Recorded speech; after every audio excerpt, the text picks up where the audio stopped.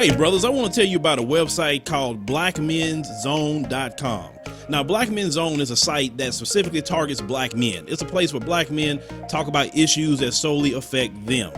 Now, at Black Men's Zone, the topics will range from news to society, sports, technology, business, food and recipes. Some brothers got to cook too. Gaming, and some of your brothers like doing some of that. Health and fitness, got to get your workout on.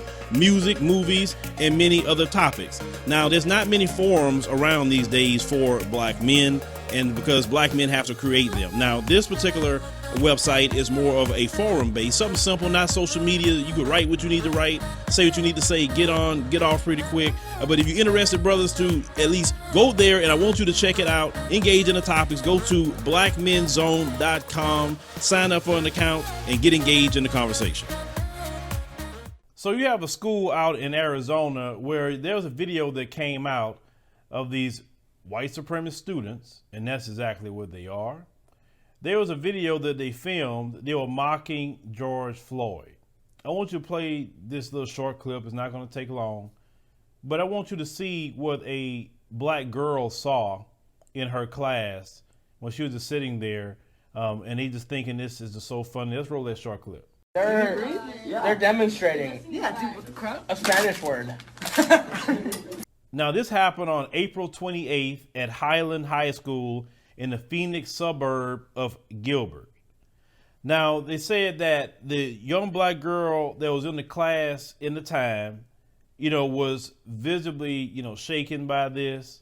This was racial and emotional terrorism to the little black girl in the school. Now, of course, the school district came out and said that they immediately disciplined them once they became aware of the video, and they sent a letter out to all parents. But the Black Student Union on the school said that this is something that's been happening for years at this school. So that one incident isn't a one-off. It isn't like, oh my God, they just did this one time. This sort of thing with racism happens all the time.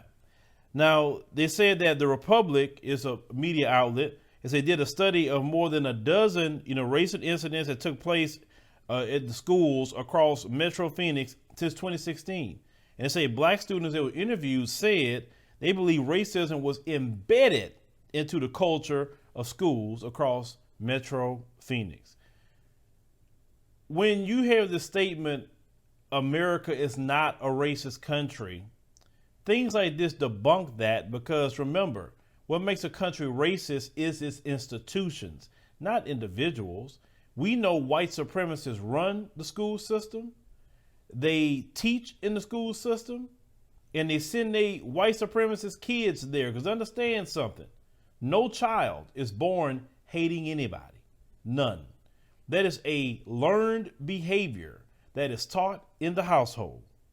Now, you had one young senior by the name of Hanan Abdul, the president of the Black Student Union on campus, said that those incidents that they saw in that video remind us where we are in our struggle, and to make the high school an equitable place in an effort mirrored at the scale of the community at large. They said that I don't want to make it seem that the student reacting to the George Floyd is just a silly act of racism. He said, these aren't mistakes. These are premeditated. This is a hate crime. This is a textbook hate crime. But if you say something against an Asian person, you'll get a hate crime charge. Forget touching them, you'll get a hate crime charge. And for sure, if you'd have done something like this, it'd have been a hate crime charge. But see, in America with the Democrats, they have said that Asian lives actually matter and black people's lives really don't. That's what the Democrat Party said by their actions. I tell people, don't focus on words, focus on actions. Joe Biden gave them $50 million. $50 million. Didn't go through congressional approval, wasn't a study, wasn't anything. He just did this, a stroke of a pen, and gave them money. They've been dealing with the situation that Trump got started against them with COVID for at least a year or so. We've been dealing with this for hundreds and hundreds of years and no hate crime. It's hard to get a hate crime. Now, Abdul said that who has had her own experiences with racism at the school is include people teasing her for wearing a hijab. They said the black newspaper talked about the students make up less than 100 of the 3,000 students in the school. They said we're a super minority. They said I've experienced being the only black girl in class. Every member of the Black Student Union has experienced being the only black student in class. And she said that while the BSU has made some progress, including hosting Black History Month and other events, there's still a long journey ahead of them. This is why I'm a big advocate of we need to create our own schools. We can't make people unlearn something they're raised to do. Let me explain why.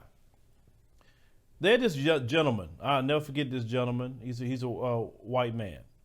And I remember his name was Jason, actually. And I remember he gave me so much game, just years and years ago. Part of me learning from, not only the great ancestors and teachers in our community, I've also learned from some white folks about their own ways. And I remember along my journey of learning, Jason sat me down one time. He said, Phillip, let me tell you something. I don't care what none of them say. The majority of us are racist. And let me tell you why we're racist. He said, we're taught it at home. And we actually, it's so normalized in our homes that some of us know what we're doing, of course. He said, but some of us really don't realize that what we're doing. And then when people call out our racism, we get so offended because you're literally telling us our upbringing is just wrong. And he said, this is what Jason said. He said, majority of us is racist. He said, a few of us isn't. He said, but the majority is. They never let nobody tell you the majority isn't. And that came from a white man to me. And not an old white man, one my age group. Okay? Telling me about what to look out for, what to point out, and even how to call them out on their racism. See, one thing about me, I accept truth no matter where it comes from. I don't care about nobody's skin color when it comes to truth.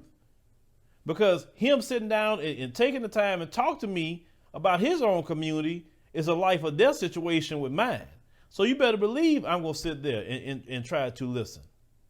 I'm not holding him up as no savior or anything, but I accept truth for where it is. I know some black folks, you'd have been acting like he's the second coming of the Lord if he'd have sat down and told some of you. But see, I don't have that, inherent, plantation, house Negro in me where I get excited and, oh my God, look what he said. I remember one time, now I'm thinking about this, there was a gentleman made a video about how the system is targeting black people. And it was a white gentleman who made the video. And I remember some of y'all emailed me this video. Oh my God, Phil, look what this guy said. Oh, he gets it. And I listened to the video. I said, I say that every week. I said, why are you making a big deal? Because he said it. I said, that's why I say some of y'all got some plantation mentality. But when it comes to this school and the way they choose to raise their children, those who are white supremacists, I don't know who the white supremacists, but when I say that, I'm talking about those who are.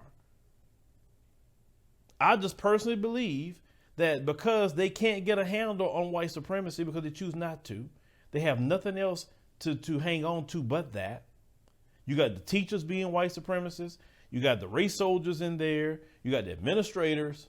I think for the safety of black children, so they won't be racially terrorized and emotionally terrorized, it's the reason why I'm advocating black people, we need to create our own schools in our communities, taught by our, teachers. If you can't do that, and if you can, homeschool. Because many of you are used to homeschooling now, and really a lot of you like it because you are protecting your children from dealing with all that racism out there. Yes, I know we're going to deal with it, but to sit up there and be subjected to it day in and day out, and if you can protect your children from dealing with that, because trust me, racism affects the learning of black children. It does.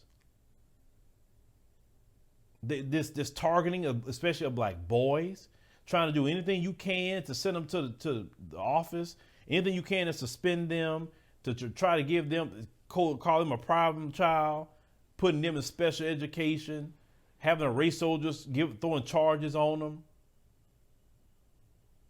No, this is we as black parents have to take control of our own children's education. We talk about, the system being so racist. Well, why are we constantly sending our children to that system to be educated? We know that system indoctrinates our children into white supremacy. This is why they come out of school with colorism and low self-esteem and, worried about featureism and all the isms that they get in those public schools. That's where a lot of the abuse happens racially. Well, ladies, a comment. Let us know what you think about this particular story. Like I said, for me, it's utterly sick. But those kids in that video were raised that way. You understand? They're always trying to trash, black single mothers or black mothers. Those are white mothers that raised them. Okay? And you see what they're doing at that age. That's your next, I say it openly, that's your next Chauvin right there. That's your next Pantaleo, Michael Slager, because that's the way they're being raised. In search of a financial opportunity to pay off student loans, a young black American woman moves to South Korea to work. As the author, Bootsy W. recalls culture shock and fun adventures in a country far from home. She's also faced with anti-black racism and featureism, quickly learning that white supremacy is practiced not only by whites, but by those that are categorized as people of color. Based on her 10 years of living abroad, the book Ago Igo compares and contrasts Korea versus the United States on subjects such as code, communal living, racism, effective protests, global alliances, warrior class, music, political correctness, health, aging, money, and the coronavirus. This blunt memoir is uncomfortable, humorous, and educational. Help fight propaganda and mainstream agendas by picking up a copy of Ago Igo on Amazon.com. Thank you for watching, and make sure you subscribe to our YouTube channel and check out the African Diaspora News Channel app in the Google Play and Apple App Store.